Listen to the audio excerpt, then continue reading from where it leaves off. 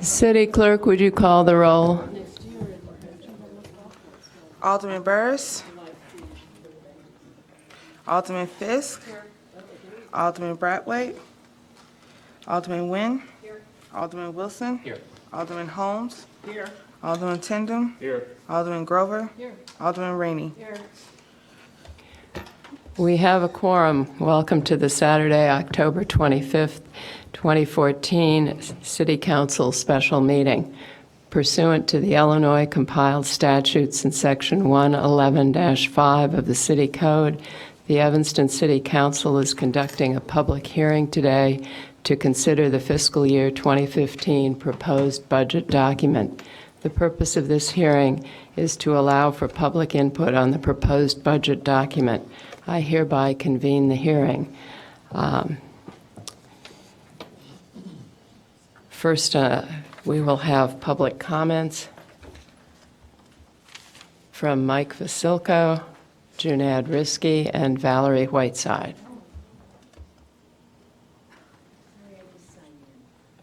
Who didn't sign? She meant that she just signed in because she was here. Oh, okay. Well, we won't insist that you speak, but if you wish to, you are welcome. Mike Vasilko, 2728 Reese Avenue, Evanston. Let me preface by saying that, I like Wally very much, and obviously the city staff is a great staff, but I philosophically disagree with raising property taxes, fees, and other levies against the citizens who are still struggling with a recession and a poor economy. Reducing the issue of raising taxes to the argument that it's only $20 or it's only $40 or $60, depending on how much property the value of your property, and rather than taking the 2014 surplus that I saw in the last presentation and giving that money back to the taxpayers, that's the attitude that I strongly disagree with. An analogy is you give your adult child $20 to spend on something he really needs. Turns out he was able to buy it for $18. You ask for the change and he tells you that he spent it on something else, but in order to spend it on something else, he wants another 1.2% increase. Well, it's a bad attitude, and it's a bad precedent, I think, for a parent to encourage or accept, because it's simply not his money. The 2014 surplus should be returned to the taxpayers who gave it to the city to spend in the first place on things that are needed. It's not the government's money. The change should be returned to the citizens who gave it to the city in the first place, not held for something else to spend it on. And I would really appreciate if we'd stop using the livability marketing campaign as a reason for the 1.2% increase in property taxes, the 10% increase in water rates and other levies. I also want to say wholeheartedly that I disagree with the library property tax increase. They just don't have any urgent needs that the library needs to extend that tax rate for. Thank you very much. Thank you.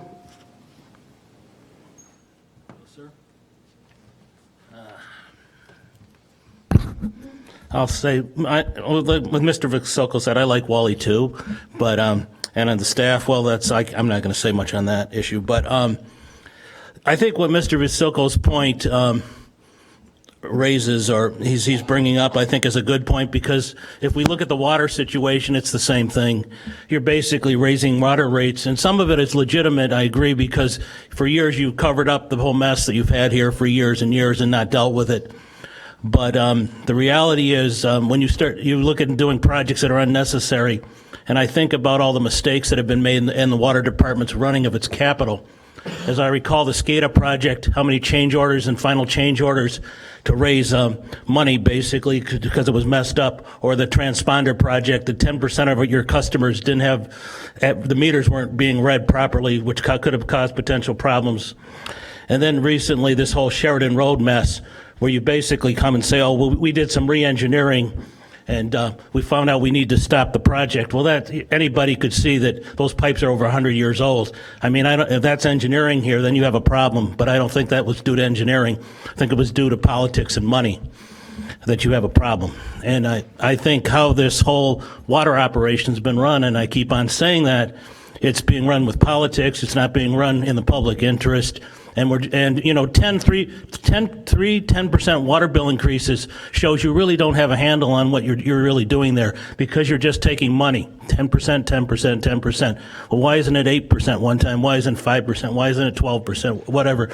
Because it doesn't show that anyone's really in control of the capital or what's going on here. And frankly, what's disgusting about all this, I've heard the report maybe have been given out to people already about the tank. Certain people it is, but that I've had a conversation with. And we have that in the budget. Yeah, we're not going to have a public discussion on a tank, yet you'll commit $2 million for a study in the 2015 budget when you haven't even seen the first study to show that what you're going to do. And if that's how you operate, it's pretty sad. It's a sad situation because you really don't understand what you're doing if you're operating a city like this.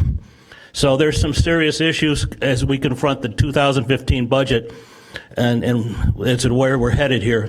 And I mean, we're hiring a lot of employees too, it looks like. And the other issue with this is you want to raise more capital, yet I see you're cutting the architect position. The city engineer, I guess, or the head city engineer is gone. So it raises questions to me whether you can even do these projects. And really, if you have the proper staff to really run large projects and do things, other than you'll just be turning money back into the next budget cycle because you didn't do the work. So, I mean, I think these are the kind of questions that you should start to think about and demand some accountability out of the people that run the city. Basically, the staff and this whole, as I keep on saying, the whole financial issue of the water department needs to be looked at. And there was one last thing I'll say on this piece of this. When we're approving these capital projects, the Northwest Water Commission has to pay for the capital and some of these things. And Mr. Stonebeck and that department ought to be showing what percentage they're paying, because it's negligent in my belief to believe that we should be saying, oh, we're paying $10 million for this when the Northwest Water Commission is paying some. So are you taking more money? You could be, you could not be. But it's not really appropriate how this is being done. So we really need to know who's paying for what here. And as I said before, I don't like anything that gives anyone any freebies like Northwestern. And I still need to understand why you want to move utilities on the Sheridan Road project, and this tank is, of course. So I'll close on that since I am going to speak on the other ones too. Thank you. Thank you. All right, staff has presented an overview of the 2015 proposed budget on October 20th, 2014, and this presentation, along with the proposed budget, is available at www.cityofevanston.org/government/budget. Is there any discussion, council?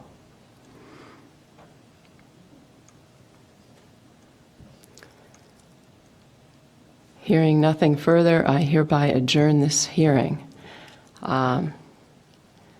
Next is the Evanston City Council is conducting a public hearing on the 2014 property tax levy.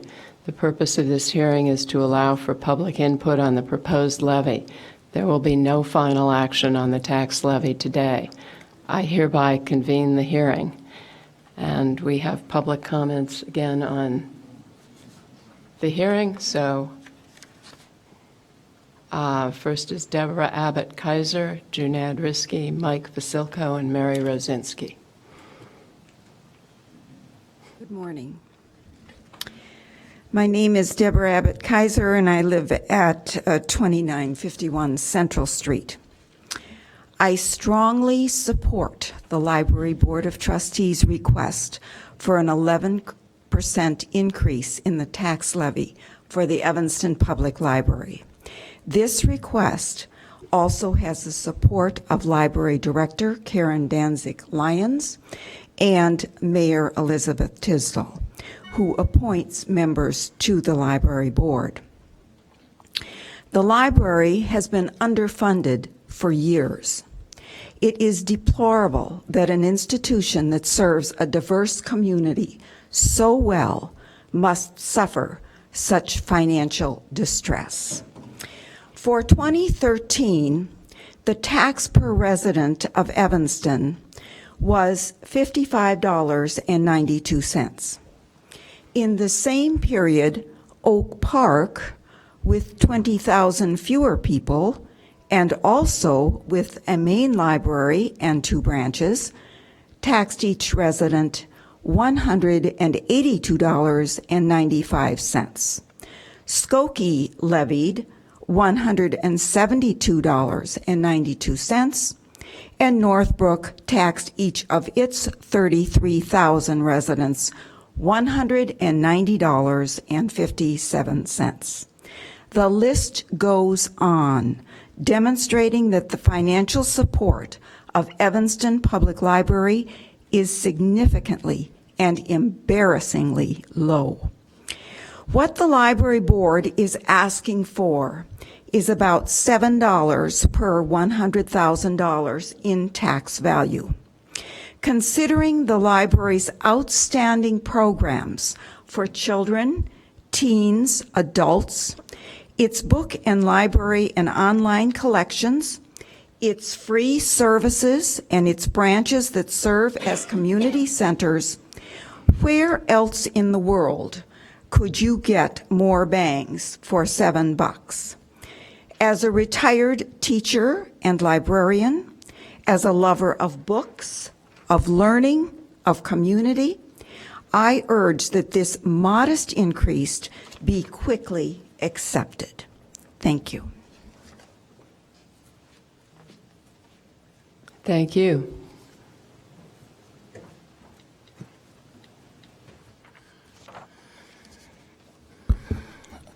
Again, with this 2014 levy, what interests me, and I think, is when we have a surplus, like Mr. Vasilko said, or even if we have a negative, the question is, why didn't we hit the budget and what's really going on?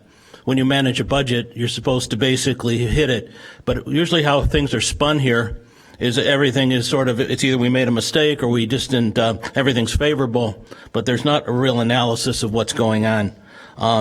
And frankly, what my suspicion is, looking at some of these things and having looked at them for a long time, we're not getting a lot of things done that we're saying we're going to get done in a budget cycle, especially in regards to capital and things like that, because nobody's monitoring this capital very well.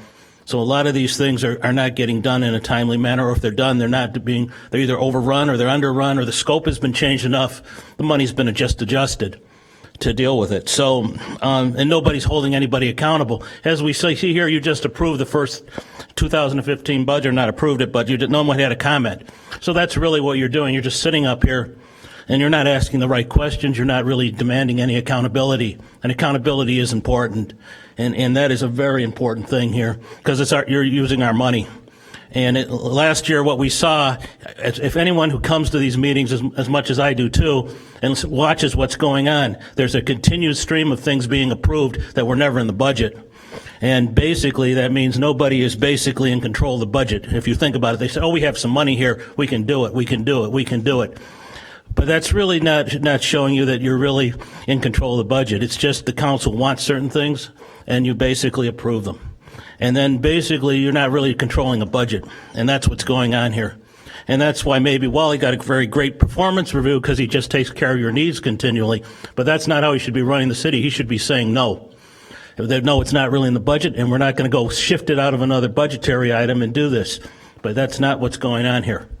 So it's unfortunate he can't be blamed for that. You can be blamed for that. So I think there has to be some control here. We see this under $20,000 use of money, and we saw that with the patio. That's just not the way we should be doing business here. And I think everybody understands that you just don't go and, do things just because you want to do them with the budget.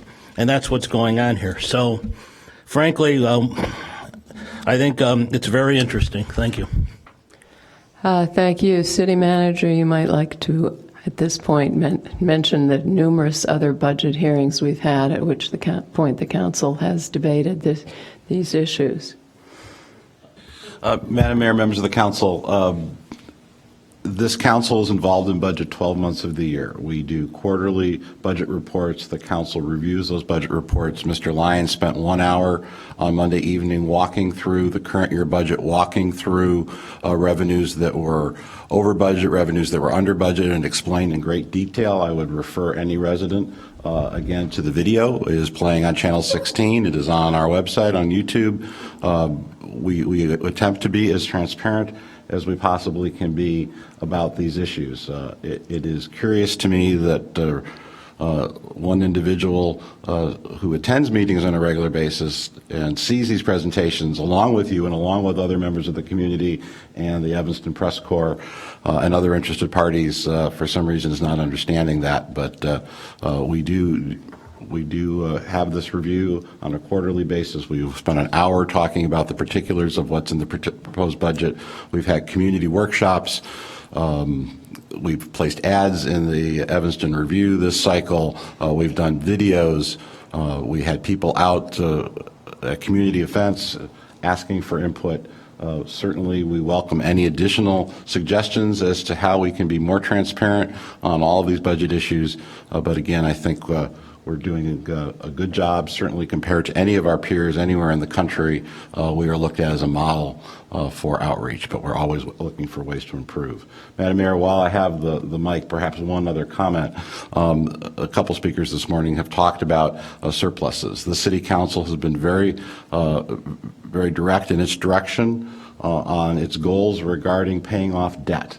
And so the surpluses that you're seeing, as Mr. Lyons spent 1 hour describing to you the other evening, those surpluses are being used to pay off debt. This council has said that there's too much debt, that debt burden is irresponsible for the taxpayers of Evanston to have to carry, and that any opportunity we have to be more aggressive in paying off our capital debt, paying off our pension debt, this community spends more money based on what actuaries' recommendation. This council has rejected the actuaries' recommendation. I believe now, Mr. Lyons, this will be the 4th year in a row that this council has rejected the actuaries' suggestion and said that more money needs to be paid into police and fire pensions because that is the responsible way to address those issues. So, Madam Mayor, members of the council, we're very comfortable with how we have proceeded. We certainly always are open to other ways to outreach, but again, we are looked at as a national leader in reaching out and making information available not only electronically, but face-to-face through print media,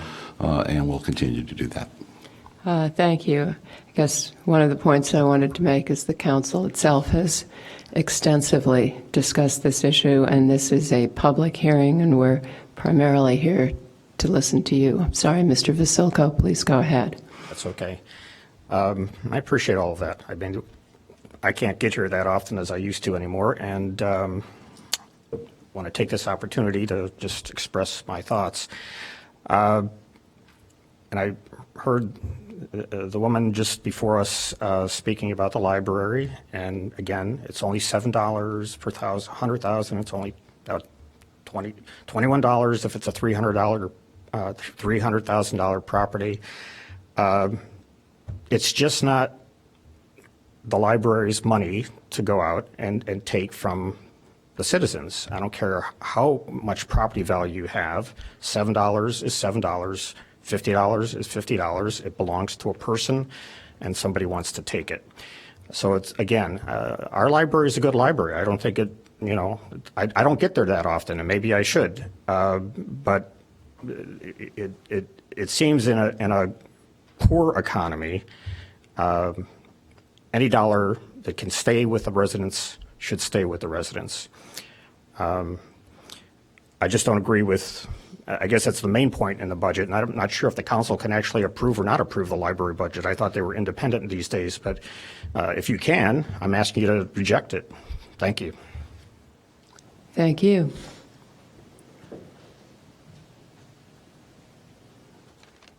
Hi, I'm Mary Rosinski with 1729 Chancellor. I'm here to speak in favor of the library budget. I think the library serves a purpose as a really strong anchor in our community. We're a world-class community and we stress education, and I would venture to say that it's a priceless amenity that we have. It's the one place in this town where anybody can walk in the door and not have a penny in their pocket and learn something, get some help. And I think under the current library director and under the current library board, we have experienced a dynamic couple years in outreach to various communities. And I know I personally, usually didn't take off work on Saturdays or Sundays to come to events at the library, but I've been here 3 times in the last 2 months for just amazing. And they helped with the Deja Coleman Foundation. They just did another thing, and they're doing another thing on Diversity Tomorrow. And I don't know of any other place in Evanston that you can get all these people together at no cost. So to me, it's priceless. I think that, I work up and down the whole North Shore, and I think that one of the things that brings people to Evanston is our library, our beaches, our downtown, everything about it Northwestern. So please support the library levy. I don't know if we have a chance to not support it, but I think it's really important to bring people into this community and pay the taxes and let them walk up. I was just talking to someone the other day, and they said, one of the reasons they bought near one of the branches was because the branch was there. And without that levy, we won't be able to keep our branches. And just one other side, I would love to see a West Side branch. I think it's time, but that's way in the future. Thank you. Is there any further discussion?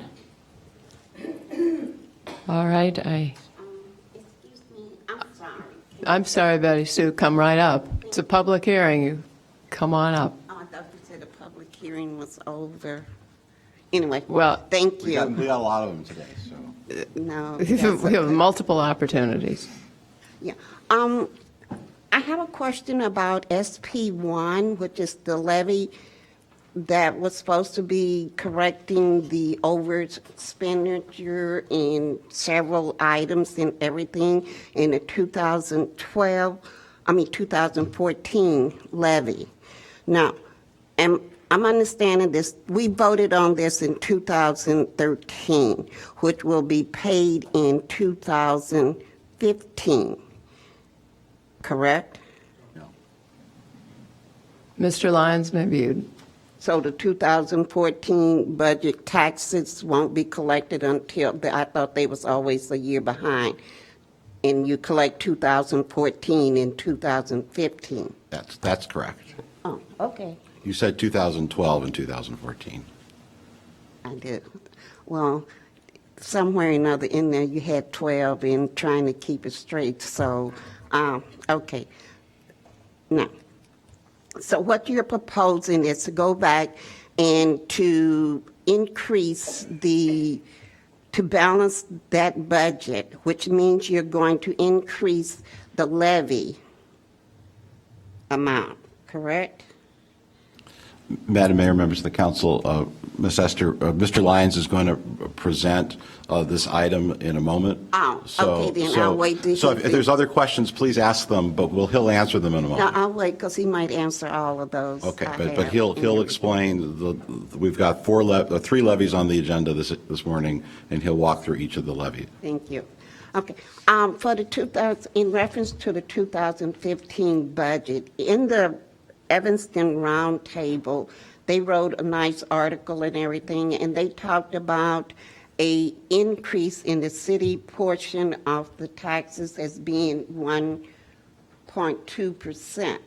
But in your letter that you had in the budget package that is on the website, which you addressed to the mayor, Mayor Tisdale, and the council member, you has this sentence: the 2015 proposed budget includes no net increase in property tax for the combined levy in the general fund, debt service fund, pension fund, and the newly created general assistance fund.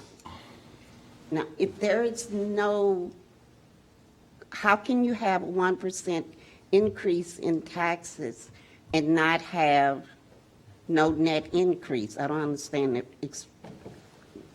If you could explain what you mean by that and why they're saying you're having a tax increase when you're saying there is none. Do you have other questions, too? I'll keep track. Huh? I'll keep track if you want to ask all your questions. Okay. So that was one. Also in that letter, and had a hard time figuring how to figure, you had figures for which represent the increase of the budget over the 2014 adopted budget. You said that was 2.2. What I need to know is which of those figures in the 2014 budget did you use to come up with the $5,567,865? Would like to know that. And from what section of the Evanston Township did you get the figure $1,122,306? You had that figure in there as pre-release budget by the township. And I guess that is from the 2014 budget, because it really didn't say, I didn't see that in what was proposed and adopted as the Evanston Township 2014 budget. So kind of like to know what that was, also to explain the increase.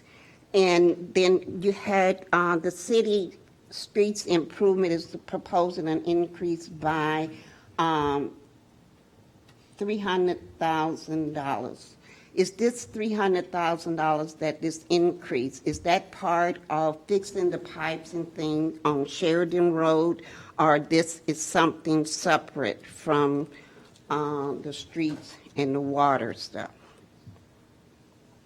And how will transferring $1.4 million from the general fund to the debt service really balance out anything? Because you're just moving the figures around. In reading this budget, more numbers went from one section, from one fund to another, and it was kind of hard to keep track of the funds as to what they're supposed to be doing and how it's going to be balanced out. And we do a lot of intern funding. And you talked about the sales tax and stuff. If we did not give the business and things that come here I guess you might say, break on sales tax, I think we should look for some other way of giving them incentive instead of giving away our revenue. I think we need to start keeping our revenue for ourselves. And there was one other thing.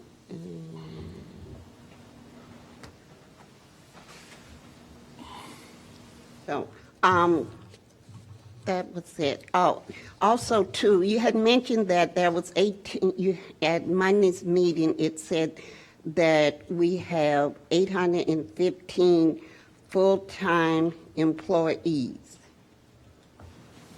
And it was 815 point something, I don't forgot what the point was. In the round table, they show it as 816 point, oh, I didn't write that point down. So how can you have 816 point full-time employees?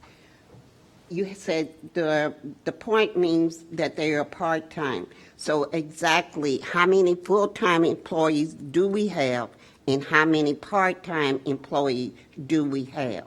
We do not have a total of 816 full-time employees. We do have some part-time. I think it needs to be broken out and show us what's the difference between the part-time and the full-time.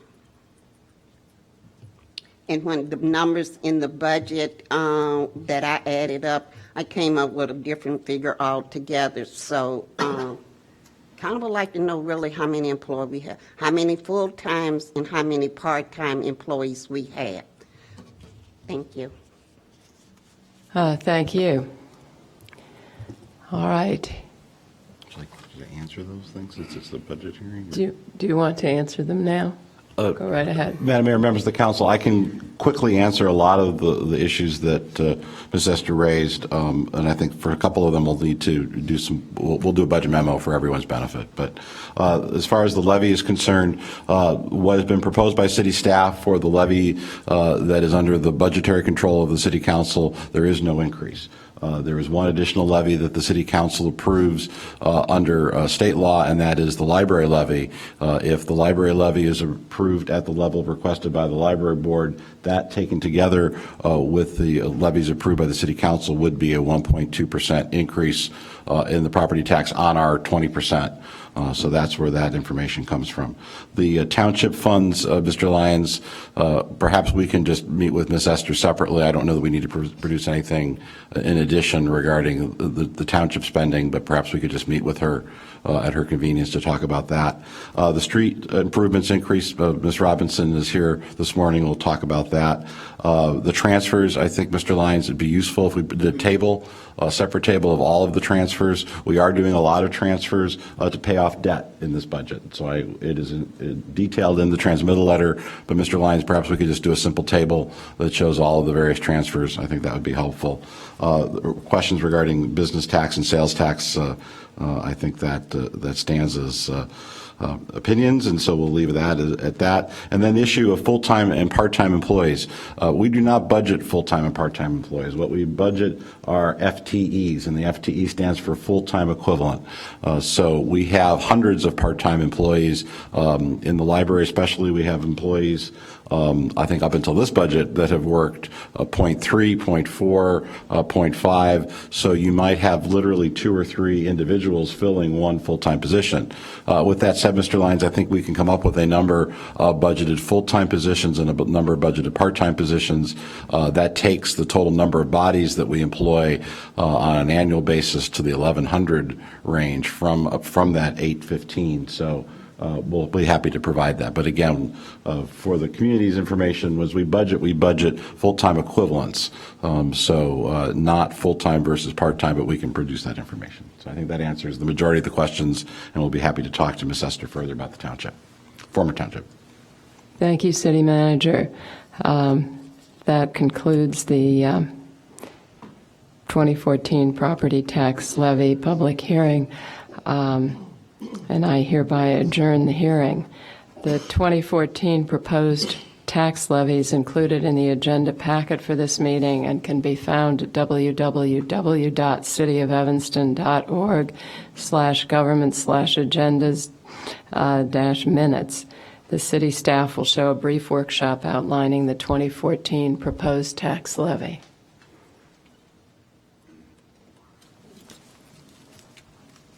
Alderman Rainey. Madam Mayor, I'm wondering, so that we can officially put this on our docket, if I should move approval, introduction of the levy? Mr. Farrar, that's not in my notes for the meeting, but it might be what you should do. Let me ask. We were going to do that in a few moments after the additional public comments, and so if you'd like to do it right now, I don't think there's any reason why you can't, but it was further down the It agenda. really opens the floor up for discussion on the budget. Go ahead. Right. Madam Mayor, I'd like to move introduction of ordinance 133-014, the City of Evanston 2014 tax levy.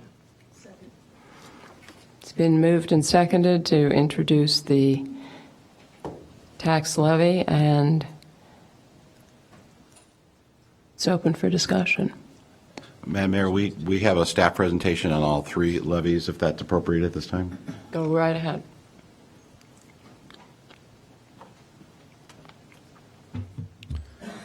Good morning, Madam Mayor, members of council, Deputy Clerk Terrier, City Manager Bobkowitz.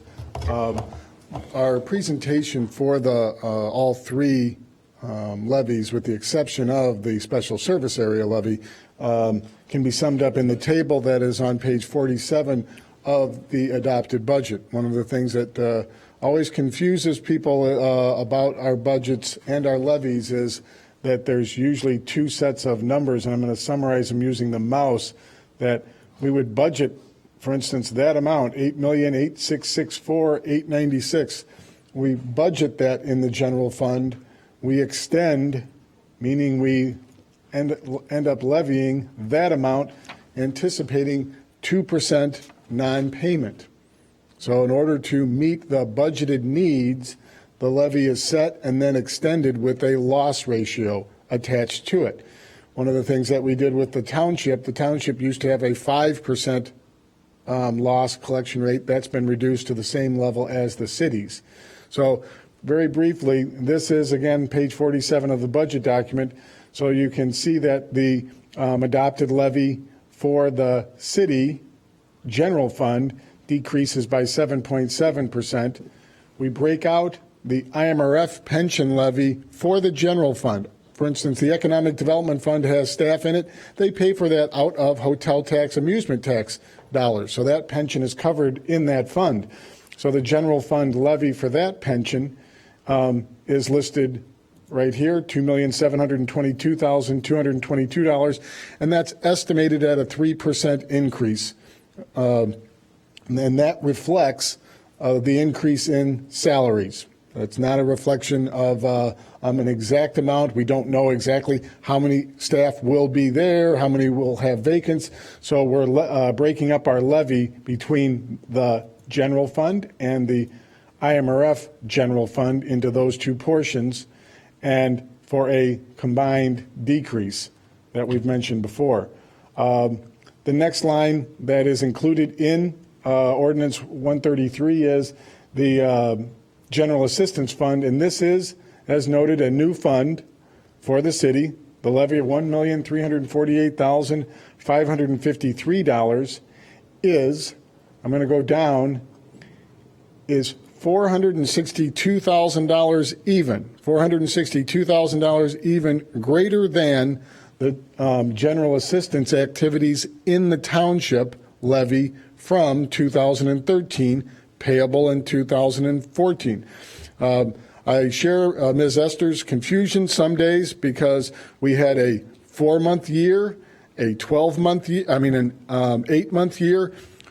When we converted the township, not only did we dissolve the township, but we also changed the fiscal year to a calendar year. So I'm sorry, we had a 2-month year because theirs was a different levy. A different year than we had. In any event, it's very difficult to track the budgets, but we levied an annual amount each year. So what we've done with the 2015 budget is increase the general assistance amount by $462,000, completely absorbed the previous, right below it, the $235,000. That number was completely absorbed into the general fund, and it did not increase. It actually decreased because of our other transfers to fund the rest of it. So I just want to be very clear that, and it's in the general assistance fund budget, what the new expenses are on a line item basis. That was a budget memo from the council, and we've provided that as of Friday. So we answered that question on a detailed basis.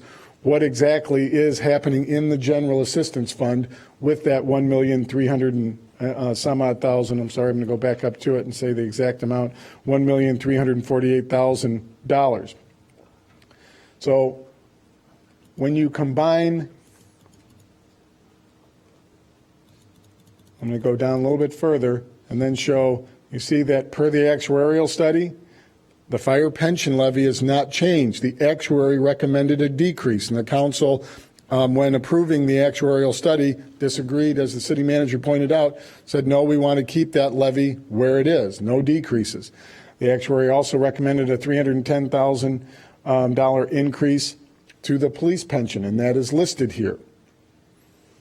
And to fund that, that is being paid for from a decrease in the general fund levy. And that is being offset because our sales tax, income tax, and other revenues are strong. So we are holding the line on any other, on a tax levy increase for the general fund and actually decreasing it. I'm going to get through all of them and come back up to another table.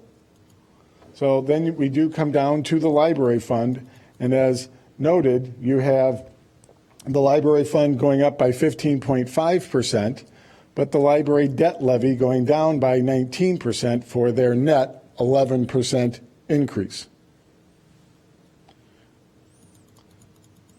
And going all the way to the bottom, I just want to point that out again. So again, this is the township historical and backup. I do want to make sure everyone understands. Ms. Esther referred to the 1.12 million. That was the combined township levy last year. That's where that was coming from. So when you have partial years as budgets, it's difficult to track it. That was the revenue requested from Evanston residents in 2014 that was provided to the town board this time last year as a part of the 2013 levy. So I've said a lot, so then we just did a quick summary to say, here's what we did. So the general fund is decreasing by $723,000. And then what's actually happening in there is that the IMRF levy is going up by that 3%. So the net for the general fund is a decrease of $644,268. This is the comparison of the general assistance fund and the township levy. So you see the increase is about $225,000 as a net for that same function, and we're expanding the function, and that's what's listed in the general assistance fund budget. And Director Thomas Smith is here to answer any questions later on during budget discussions, if the council has any. Oops, sorry. So what I want to point out is then you have the 310,000. I just talked about the library, so I hope that's still very evident. But again, the 310,000 is an increase, and it's offset by this decrease.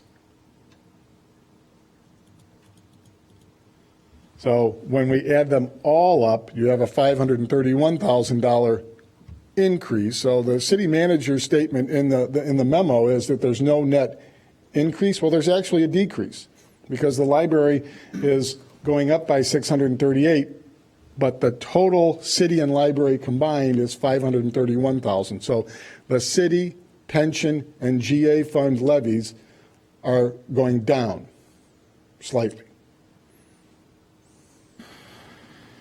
So that covers the two ordinances, the one for the library and for the city levy that covers corporate, police pension, fire pension, general assistance.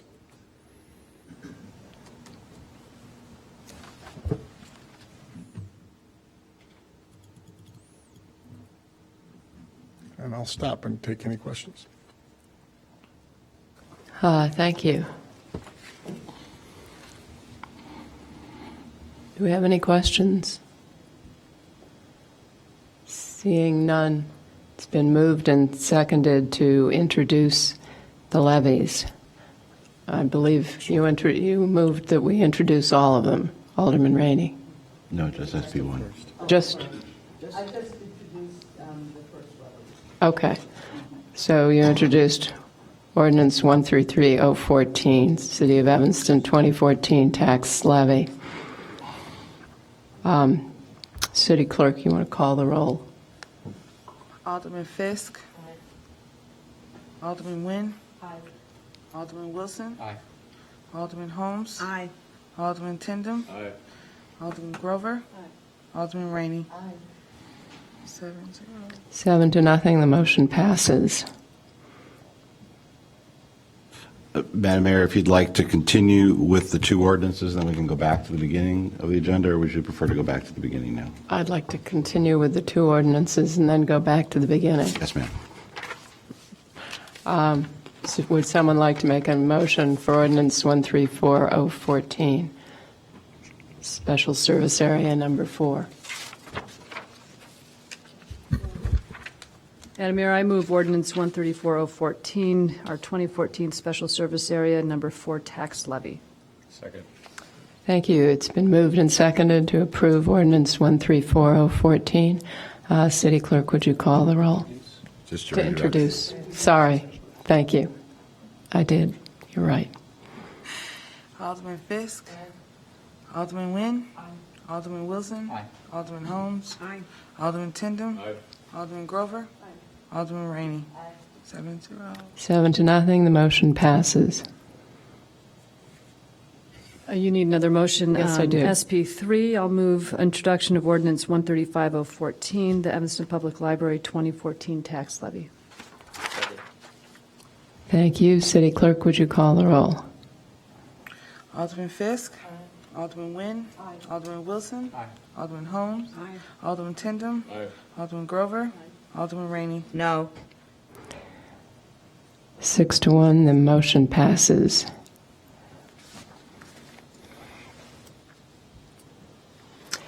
All right, back to the beginning. Mayor's public announcements.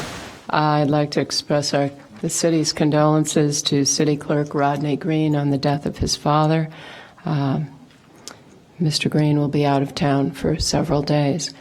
I would also like to report that I met with Evanston Township High School students for probably 3 hours or more, which I do once a year, and they were very clear that, similar to the Northwestern students, they feel that there are lighting problems in parts of town when they go to and from school. There are areas that they feel need to be better lit, so I was going to propose that we do what we do with the Northwestern students, which is to have a light walk one evening with the ETHS students and have them show us which areas they feel are particularly poorly lit and troublesome for them. So it was, as always, fun to be there and a productive meeting. City Manager, do you have announcements? Yes, Madam Mayor, just two. First of all, this morning we have about 250 volunteers scattered around Evanston as part of the United Way Day of Caring. If those of you who tweet will see that there are photos of volunteers all over Evanston this morning doing great work. So we thank the United Way, the local chapter of United Way, as well as our city community engagement staff for really doing a great job of doing outreach to get those volunteers up and operating.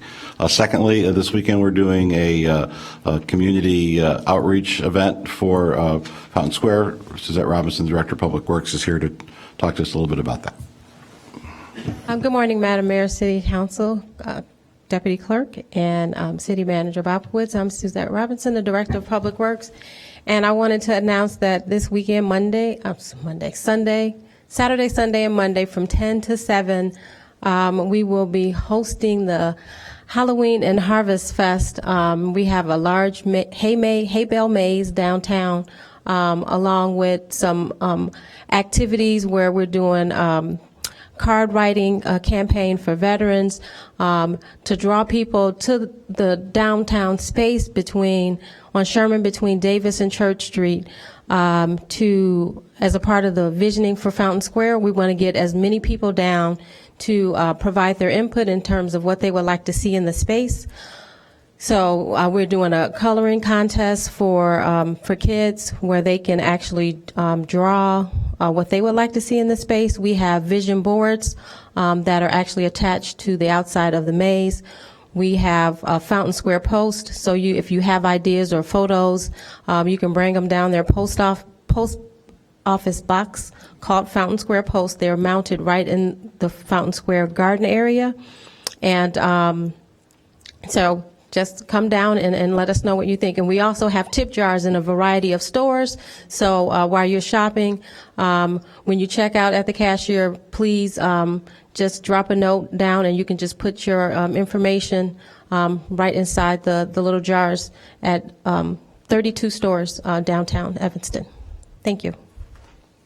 Thank you. That concludes my announcements. Alderman Grover?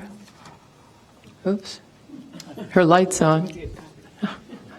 Okay.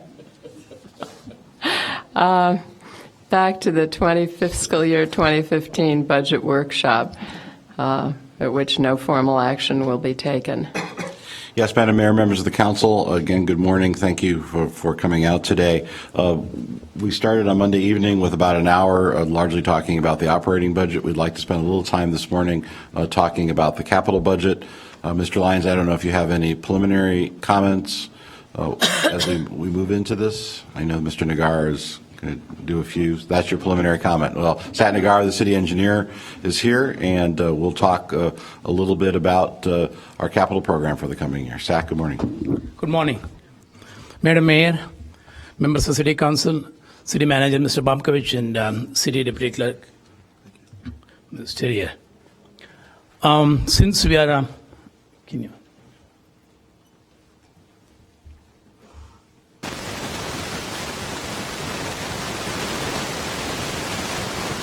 Since we are nearing the completion of the construction season, we thought it's a good idea to just give some updates on the 2014 projects that were planned for construction.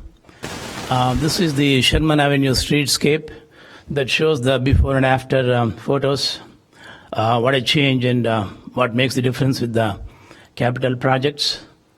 This is in the 2014 project, and we did also complete the street along with the streetscape. And we have 2 more projects planned for next year. So this was completed a couple of weeks ago. This is Sherman between Lake and Grove.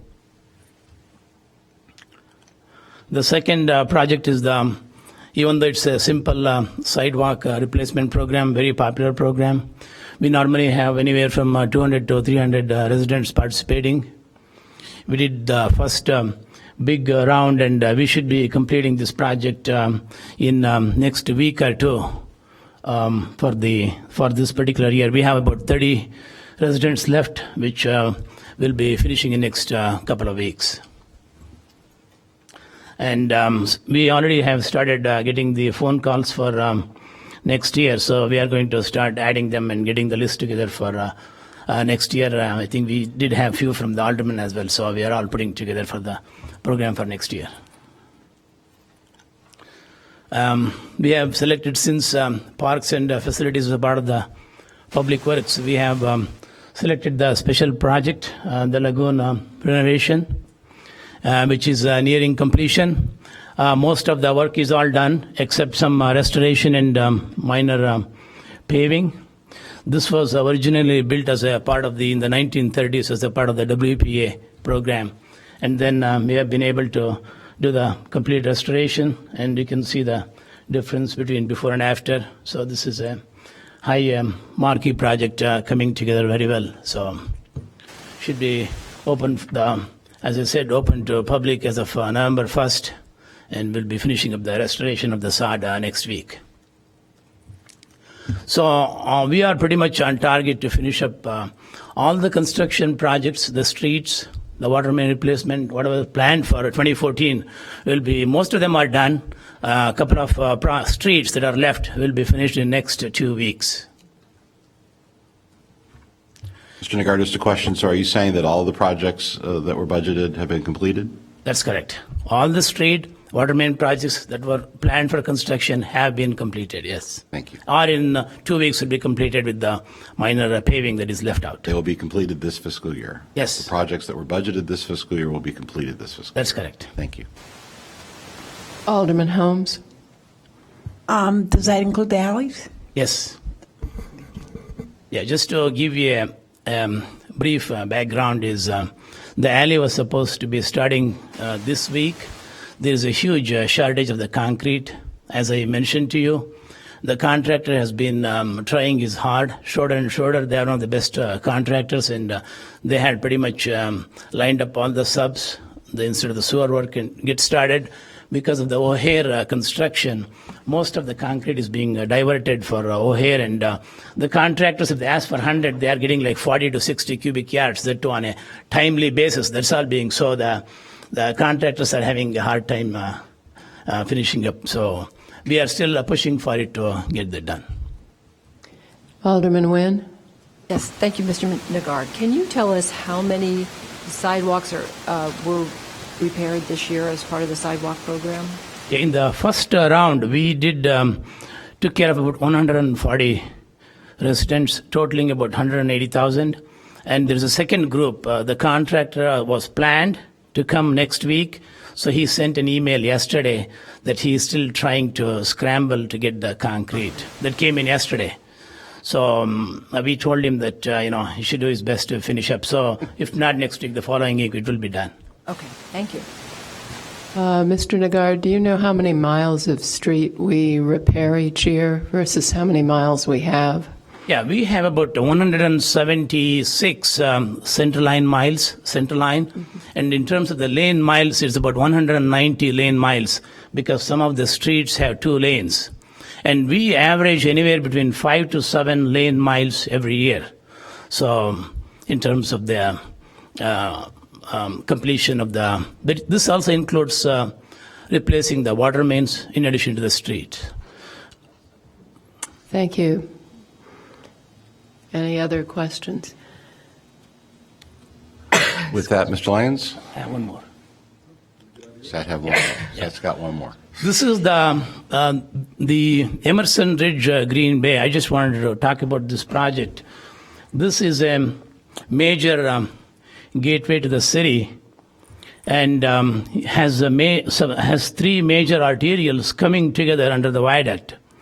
Has several conflict points as well as the operational safety. So we are completing the phase 1, and we have planned a public meeting for the 29th. In addition to the Emerson Ridge Green Bay intersection, which is operational safety, we want to improve the aesthetics and also provide some public art opportunities. So we have been working with consultants. We did develop about 6-7 different options. I think we have narrowed down to 3 options, which is going to do the reconfiguration of basically Green Bay as well as Ridge, how it's going to function, and how it's going to change the gateway to the city. In addition, there is a lot of street on Green Bay between Emerson and McCormick. What we are trying to do is reduce the number of lanes and increase the sidewalk, increase the parking, and try to spur some economic growth in the section of Green Bay between Emerson and McCormick. This will all be presented at including the traffic analysis, how the traffic is going to function for the 2040. So this will all be presented at the public meeting on the 29th at 6 p.m. at Hilton Garden Inn. Thank you. Alderman Tendam has a question. Thank you. Back to the street surfacing. You said we're doing about 7 miles a year. What is that in relationship? Because you gave us a couple numbers on total lane miles or actual street miles. As I said, the city has about 176 center line miles. Right. So the 7 miles is relative to that number. No, 7 miles is what we do every year. Right. Compared to lane miles or center line miles? Sorry, center line miles. Thank you. Okay, thank you.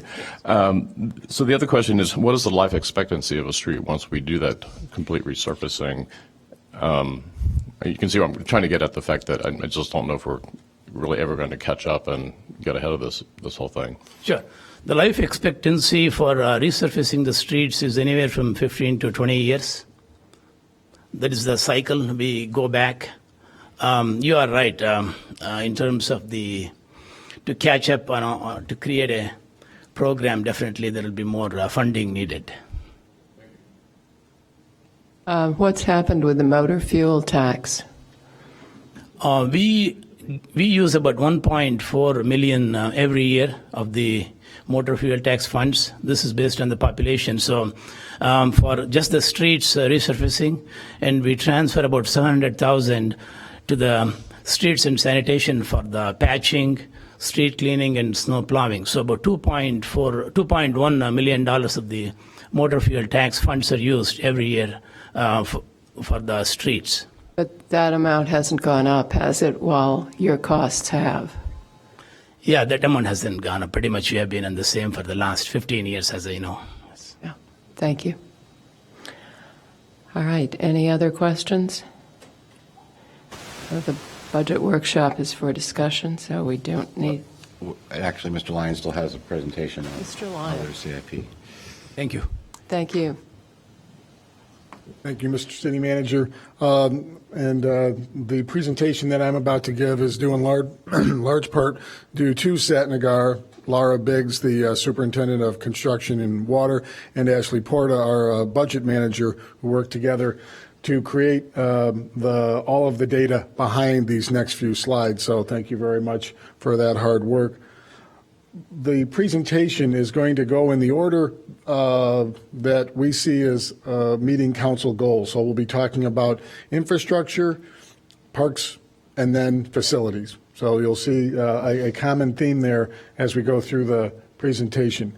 So the capital budget is a little bit larger this year. Last year was about $40 million. But what's important about it being at $43.5 million, most of that increase is in the water fund, has nothing to do with general obligation bond issuance increases. As a matter of fact, last year we issued $8.3 million, and in the coming year we would anticipate issuing $7.5 million. So that was a key component of a council goal to lower the amount of debt issued, but at the same time we're still trying to catch up on infrastructure projects. So that involves identifying other revenue sources.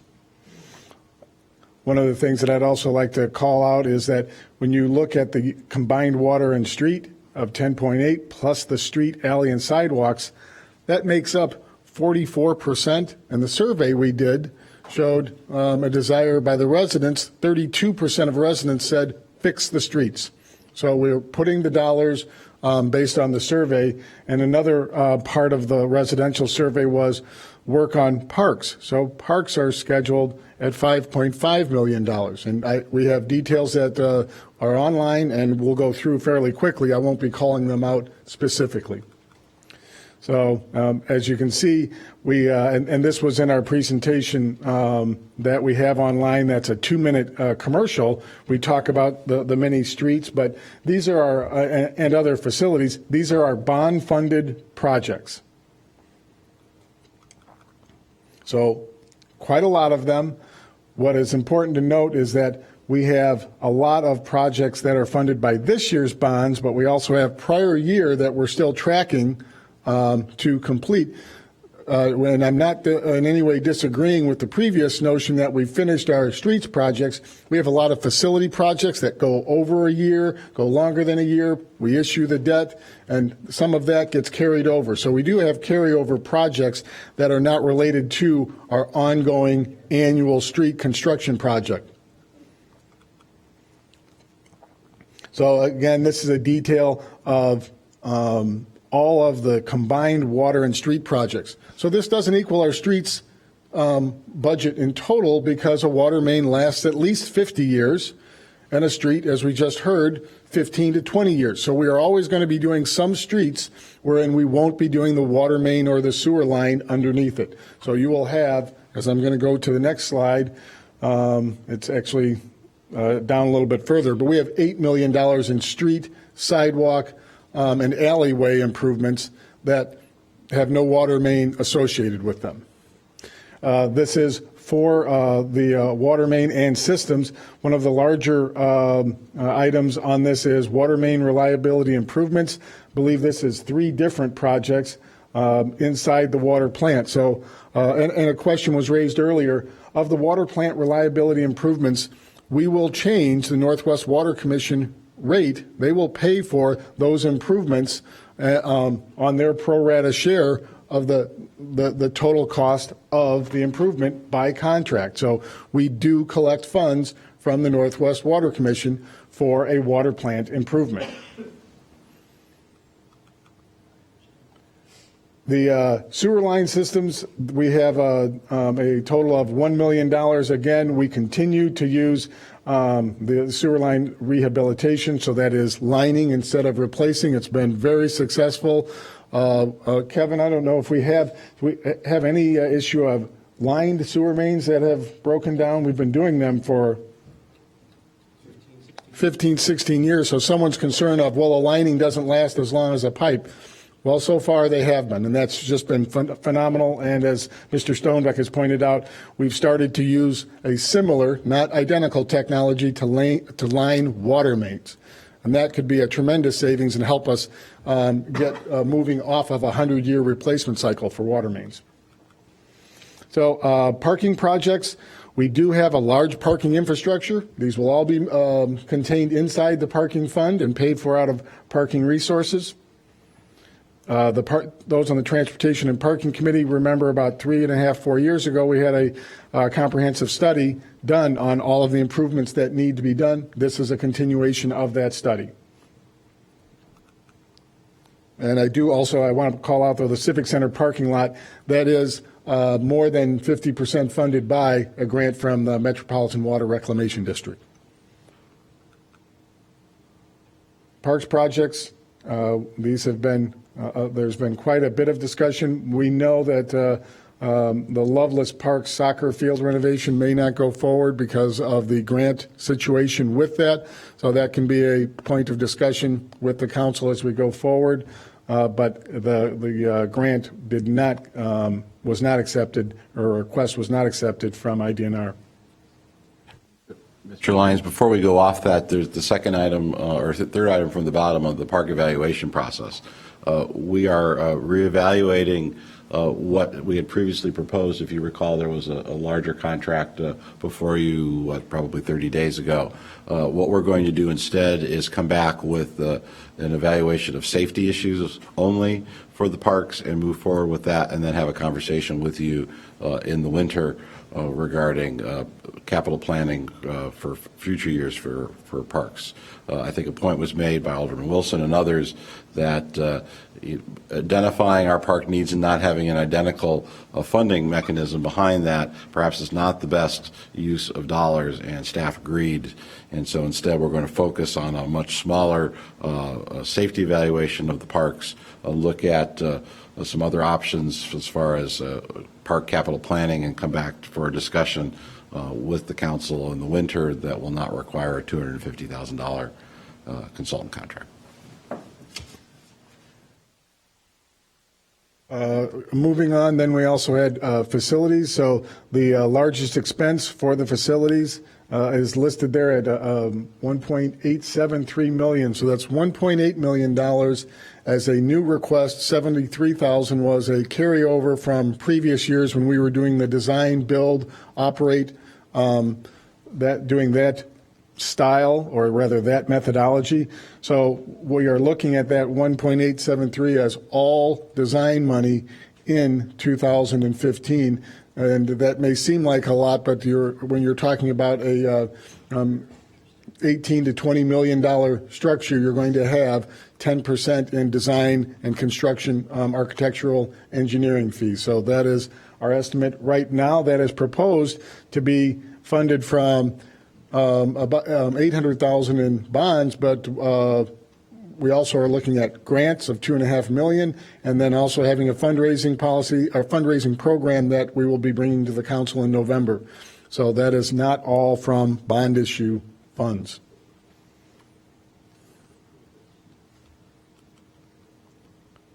And then as I noted before, so these are $8 million in street, alley, and sidewalk improvements, maintenance, again, with not an associated water project with them. Alderman Holmes. Thank you, Madam Mayor. Mr. Lyons, I wonder if you could just spend a little bit of time maybe helping our community understand about alley paving, and here's what I mean. Our process takes the involvement of the residents in terms of getting all of 51% of the residents on their block to agree to have the alleys paved. And sometimes that process may go on for a year or two because they have to track down who owns it and if it's rental property, that kind of thing.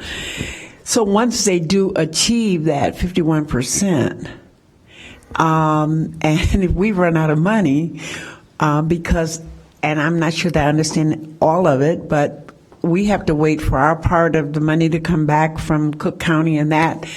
And if we may have to say to them, well, we can't do it now because we don't have the dollars.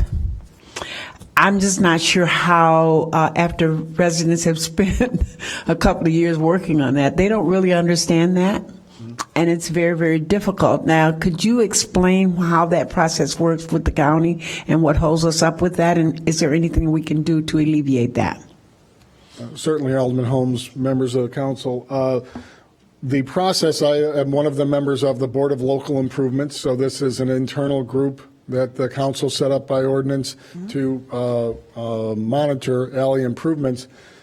The process is exactly as you noted. Resident gets 51% of the signatures, and then the Board of Local Improvements holds a public hearing and then approves that survey, approves it and sends it to the council. That information is then sent on to the county because of our funding mechanism. We levy a special assessment on all of the properties at the designated amount. And so in some cases, we don't have much of a special assessment in the case of the CDBG fund contributing dollars. But if there are no other sources of funds, it's a 50-50 program where the city would issue its own bonds, and then the residents will then also pay their 50%, and they're allowed to either pay up front or pay on a 10-year cycle and be charged interest for those funds. When we run out of dollars, we do keep the approved alley on file, and it goes into the queue and then becomes the first one to be approved in the next year. So we don't have someone, and I don't think we have any situation where we've let one expire, though. We don't say, because technically you could, so that, and if we have the one thing that's a concern about that is, if we have a petition out there for a year, you could have residents change, you could have opinions change. So one of the things that long-term, if it is the council's wish, the Board of Local Improvements can look at a change in the funding, meaning how would we fund more alleys if that's a priority of the council. One of the things that we have seen is residents are very interested in getting that alley with structures. They've been successful. They cut down on flooding and they cut down on dust. They make those, the back of the property a much better place. So we don't have a lot of complaints after the alleys are redone. Right. Residents are very happy with them once they are completed. I don't know if I've answered the question. I've brought it back to you with a question to say if you're interested in that, we would come back with a report. And I'd like then to make such a reference because I think that we do need to discuss it. There has to be a new way of, I think, of getting it done, mainly because it's very frustrating. I'm sure that Public Works can attest to some of the residents calling because they want to know when if you spend a year working on it and it gets approved in, say, at the beginning of the year, and now it's November almost, and we still can't do that alley yet because we don't have funds, and that means it's going to go into the next year, which is coming up like year 3 for them.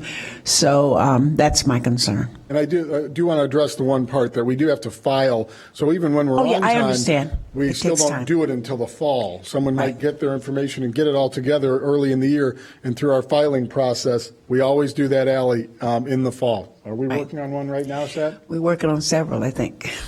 Thank you. Alderman Rainey. Well, but the reason we run out of money for alley paving would only be because we didn't bond enough. Right. Through our own process. So why can't we, to solve that problem, why can't we always assume 2 or 3 additional alleys and bond for it and reserve that money for the alley? That would be a council discussion on that priority with streets and everything else.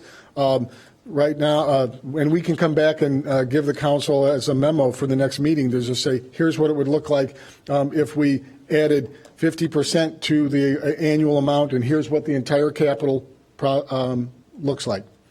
This is not a large part of the entire capital program. It wouldn't be that big a thing. Yeah. And I would equate this to a capital program that has a 50% grant attached to it, and we usually like those. Great. And the more alleys we do, the less costly it is in the area of public works. Absolutely. Yes, there are economies. And it's also good for the residents because during the winter, when the snow, if we ever have snow like we've had before, our residents can get together and have someone plow the alley. But if it's not paved, you can't plow it. Thank you. Thank you very much. Wait a minute, I still have, I'm sorry.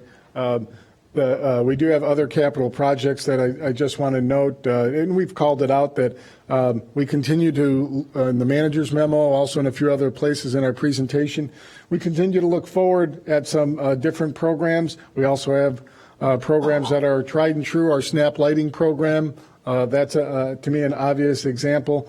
But I continue to ask Jose Calderon, our IT manager, what is a dual authentication? It has a lot to do with security, and we have to always maintain our security in our networks. It's a once-in-many-year type purchase. So we do have those kinds of other programs as well. So again, we always like to explain how we're funding these projects. So again, as noted before, you see $7.5 million for GO bonds, and then you have the $6.7 million in the previous years. So we've basically, it goes on a cycle. The 2012 GO bonds are almost all gone. We have a few punch list items that are still sitting out there, but the 2013, we still have a good portion of that bond revenue. That's why the city waits until the middle of July to issue bonds for, and we do a reimbursement resolution early in the year.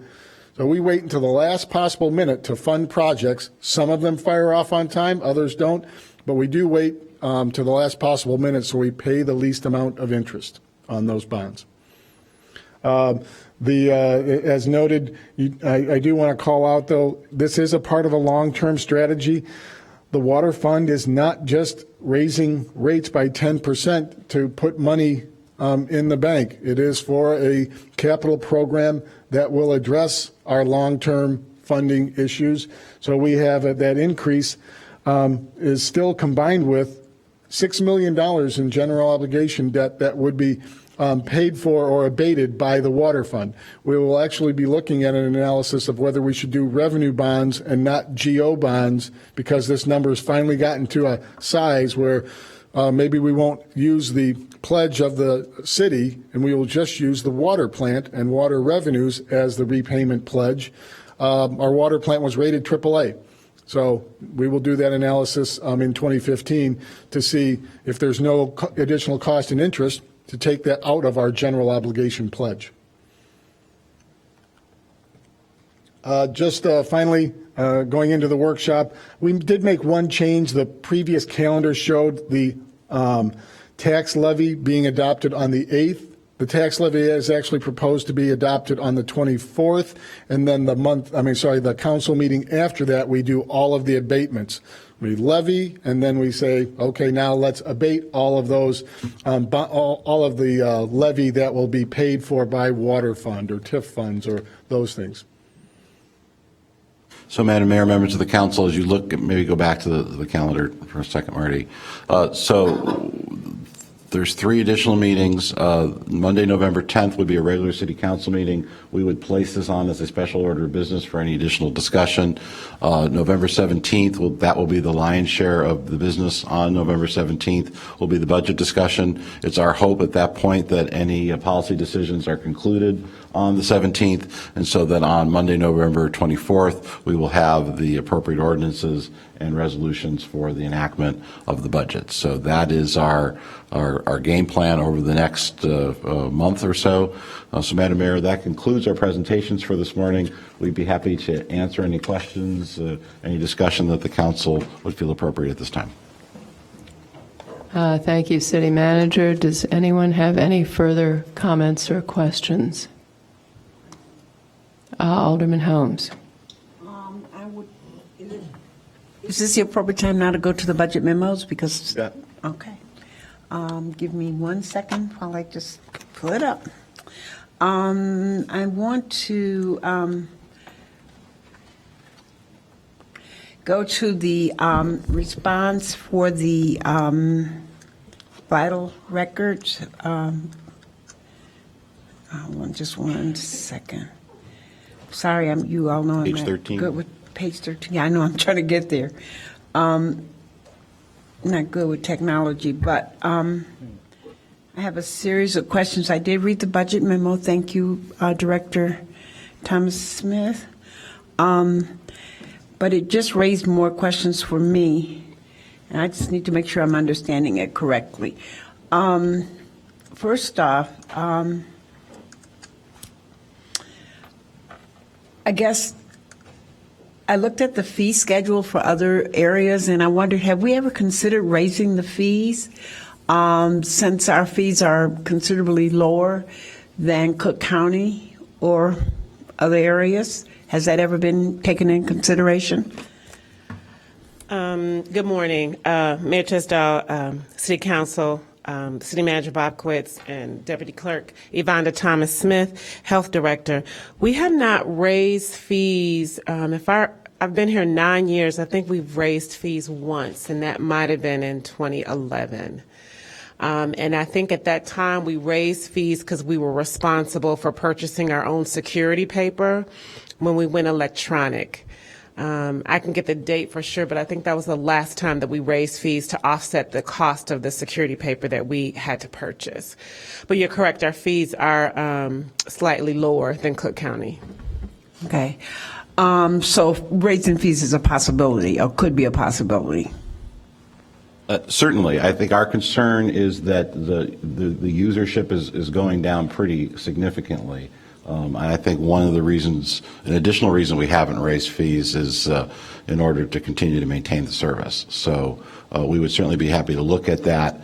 I think just the numbers going down, I think that if the cost is similar to other places to get the service, I think any advantage of coming to Evanston even decreases further. So I think that we would be happy to extrapolate based on the current usage.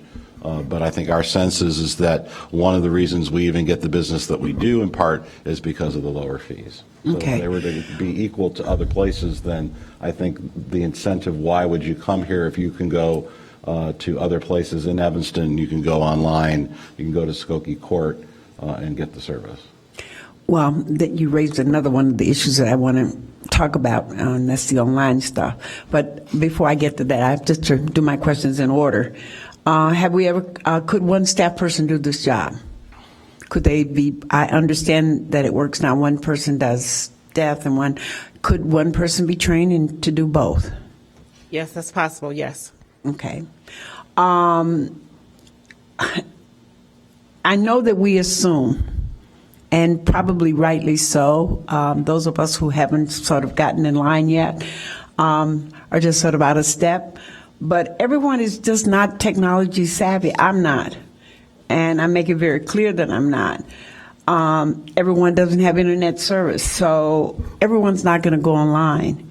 And I'd like to use the example, and I'm going to use myself, because I'm not great with technology, and I know that. So if I lose my loved one, you're going to ask me to go online to get a death certificate when I'm already... That number one, that puzzles me, and also in a state like that, I don't think people think about that. I think the personal touch is something that we have to think about.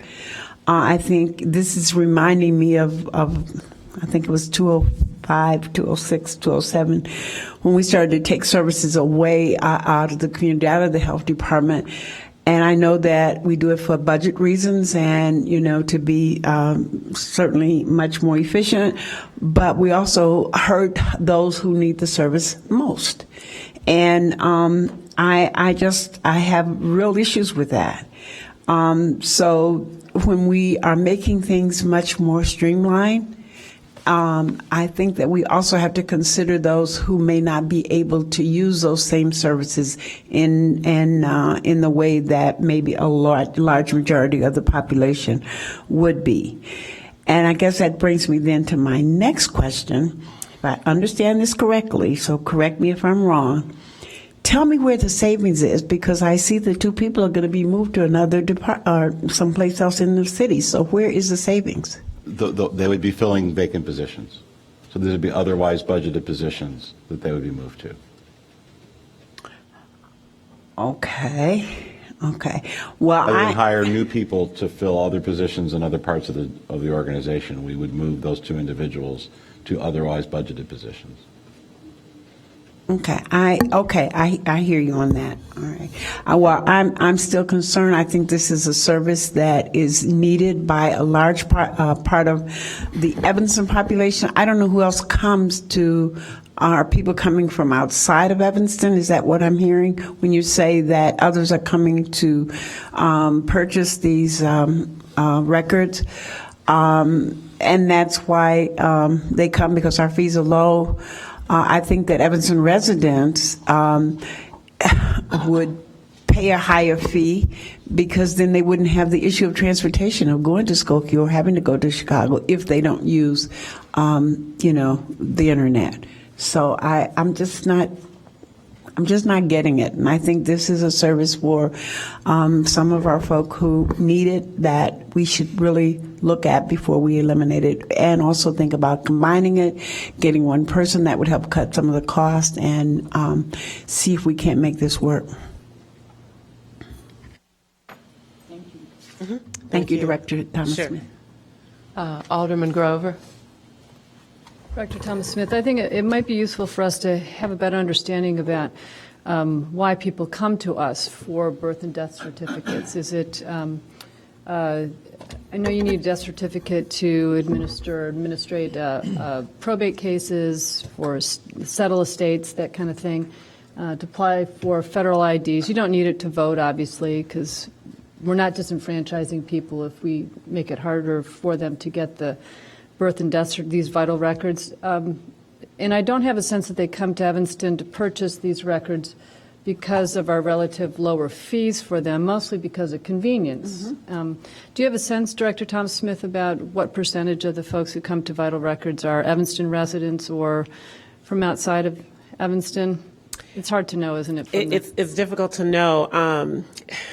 Just off the top of my head, the majority of our constituents are Evanston residents, and we've been providing vital records for a number of years, and so we've got generations of families that are used to coming to the location. What do they use these vital records for? Do you have a sense of that? Sure. New moms will use their birth certificates to get Social Security cards for their new infants. Funeral directors come here. Even though we only have 2 in our jurisdiction, we do have a temporary funeral license. And the convenience of same-day service. Before, when we were not on an electronic database, it would take a period of time to get your certificate by mail, or you'd have to come back to pick it up. And now, because death and birth certificate is electronic, you can get it same day. Do the hospitals issue birth certificates or provide? No, none of our Social Security hospitals cards? issue birth certificates. They're issued through our department. They give us a informal, uncertified copy, and then we compare that to the information that we have in our database, and we actually give the certified copy here. So birth certificates are not distributed by either hospital. And one doesn't automatically acquire a birth certificate. You have to actually come in and do identification and purchase it. I think that's what I remember. I'm glad to have at least one with your name, your signature on it. I'm just wondering if there's no automatic mechanism for issuance of birth and death certificates. No. Generally, upon those events. That's correct. Yeah. Alderman Holmes. And I just want to go back, Alderman Grover, and say one of the things about death certificates, and I know this, is because you need it in order, and especially for poor folk, you need it for your insurance if you're going to bury your loved one. So that's why it's so important. And that's why I'm saying it hurts the folk who need it the most. And that's why I use that example of if how are you going to go online and pull out something when you're in distress? So really being able to have that even one-to-one conversation with another human being is very important when you are in that position. If I could follow up, do you have numbers about exactly how many birth and death certificates we issue every year? I can get that. I don't have it off the top of my head, but I can get that number for you. That would be great. Thank you. And the number necessarily doesn't match, how many deaths, because of course some people come in for multiple copies.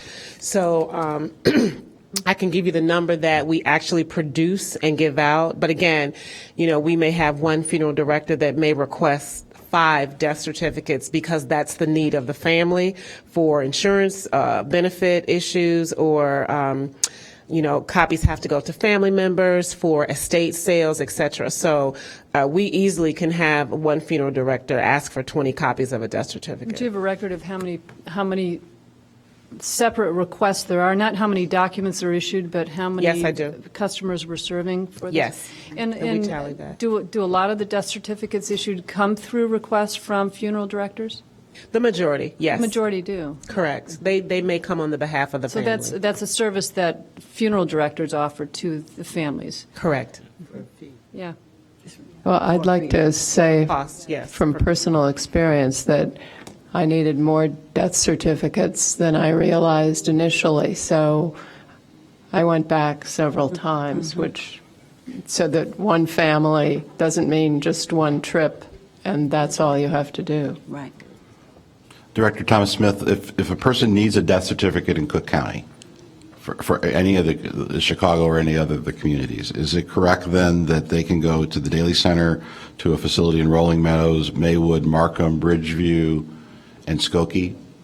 If someone needs a death certificate in Cook County, they can go to any Cook County office. Okay. But if you are an Evanston resident, born or die here, no matter where you live, we have that record. And what do other communities in Cook County do? Right now, if I remember, they have Cook County offices. We're the only we're a Cook County office, but we're not governed by the Cook County Department of So are Public we the Health. only city or village in Cook County that provides this service currently? I can't answer that definitively, but I can get back to you. Great, thank you. Sure.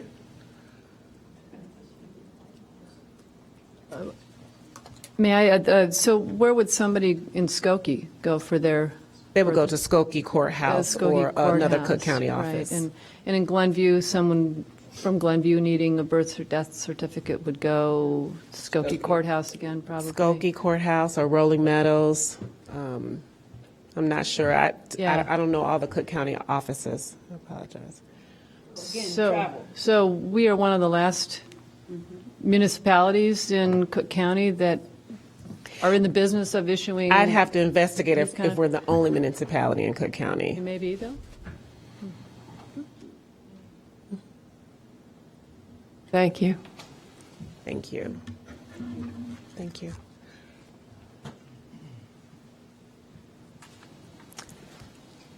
Any more budget memo questions or any other questions? All right. That concludes the budget workshop and gets us, I believe, to call of the wards. City Manager, does that complete your special orders of business? Yes, ma'am, it does. Oh, I'm sorry. We have public comment again. Sorry, Jeanette. I almost goofed. We have public comment on non-agenda items. I thought the rule changed. It could be anything now. Well, the rules keep changing. Well, I think it's interesting as I looked at the 1.2%, I thought about the fact the 10% water bill increase amounts to basically another 1.2% if you look at the numbers, because the number for the 1.2% was about $600,000, and that's the water bill increase. So basically, you can keep taking this money and moving it between buckets and things and how you're doing it, but it's going to be about a 2.5% increase. And I know we're talking about people in vital records here in the poor. Well, this is real money to some people, of course. From my perspective, no, it's not an issue with me personally, but I think I'm tired of seeing what I consider misuse of money. The other thing that startled me here tonight, maybe I missed something. I can't say I don't always, I didn't realize we had a plan to go ahead with Robert Crown and spend $2 million in engineering fees right now. Because if this doesn't materialize, then we'll have spent $2 million. And the water tank thing was hidden, it looked like to me. It was in that $3.5 billion. And I don't know, again, have we discussed it? So we have almost $4 million there of money that we're going to spend that with little or no discussion, or at least I'm confused about Robert Crown especially. Did we ever approve any concept to engineer this thing or do this that I know of? So we're going to approve $2 million. So what's going on here? Maybe I'm wrong, but I don't recall it.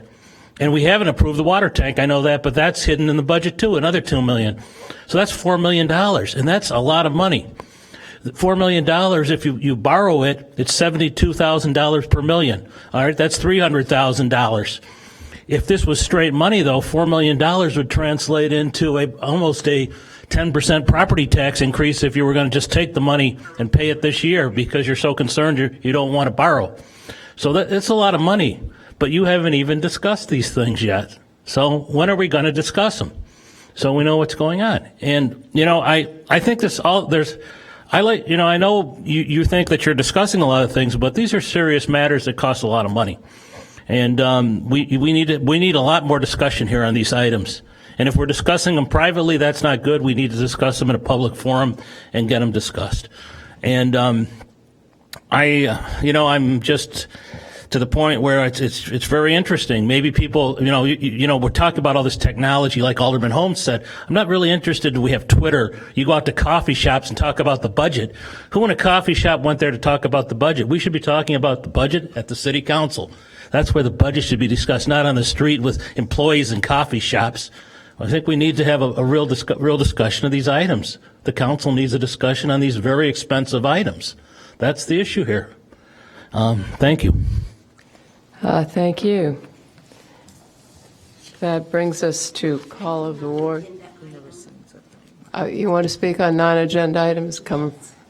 I have a request for the city council and the city manager and the mayor. Got on my bus to go home, the 93, one of my catch, and the bus stopped and said, "This is the stop where you get off at." And it was at an alley. At the alley between Church, north of Church Street. And was kind of shocked that we called and somebody said, well, the city said they didn't do it because CTA, and the CTA said they didn't do it. So we don't know who do it. So I'm asking that if the city council would have the manager, Wally, to write CTA a letter and tell them to put the bus stop back on the corner of Church and Dodge. The alley is not that bright at night. People don't feel safe standing there.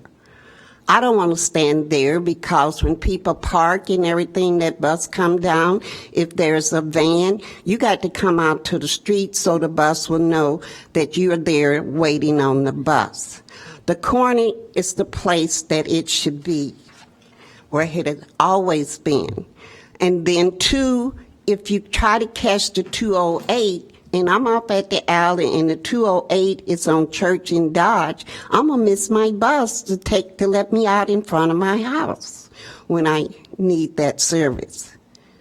So there are people, a lot of seniors there, the street, the sidewalk, if sometime when the bus can come to the curb, it's higher and easy to get on. The bus driver can see the people on the corner at night. There's 2 street lights, one on each side of the street. At the alley, that is not there. So as my city council people, would you ask the city manager to write them a letter and ask them please to move the bus stop for the 93 bus going south on Dodge and Church back to the corner, the northwest corner. Yeah, the northwest corner bus. We would appreciate it. Thank you. Thank you. Alderman Holmes. Madam Mayor, I just want to let Ms. Esther know that we are very much aware of it. It happened on the day of President Obama's visit. Director Robinson and, well, she went to have her baby, but Hillary was working on it. So we are working on that. None of us was aware that it was being moved, and we spent the morning before we went to see the president trying to figure it out. So we are working on it. Just takes a minute to deal with CTA. Thank you. I have a long and unsuccessful history of trying to deal with CTA on moving bus routes, but good luck. Yes, did you want to speak? Yes, I would. This is related to the library board. Now that the library board has... I'm sorry, could you give your name? Oh, my name is David Garan. Thank you. Now that the library board has levy authority now, I believe, as a citizen, that the board should be elected, be elected members of the board. And I would like this body to weigh in on that issue and move towards that. Thank you much. Thank you. I believe that does conclude public comment, hopefully. Call of the wards. Alderman Fisk. Thank you. Alderman Nguyen. No report. Thank you. Alderman Wilson. No report. Thank you. Alderman Holmes. No report. Thank you. Alderman Tendam. No report. Thank you. Alderman Grover. Just briefly, I neglected to let you all know that in July we lost a long-time Evanston resident, Wilbert Seidel, who lived with his wife for almost 60 years at the corner of Jenks and Stewart across from Howell Park. He was a 40-year professor of art at Northwestern University and died this summer at the age of 104 in that house. And he was an extraordinary neighbor and a really good guy. So, thank you. that's my Alderman. report. I'm sorry. Alderman Rainey. Yes, Madam Mayor, I would like to refer to the Rules Committee, a referendum or a council action having to do with creating elected library board members. I think it can be done maybe, I think we can put a referendum on the ballot to do that, because it would be a change in the way the government operates. Okay. Thank you.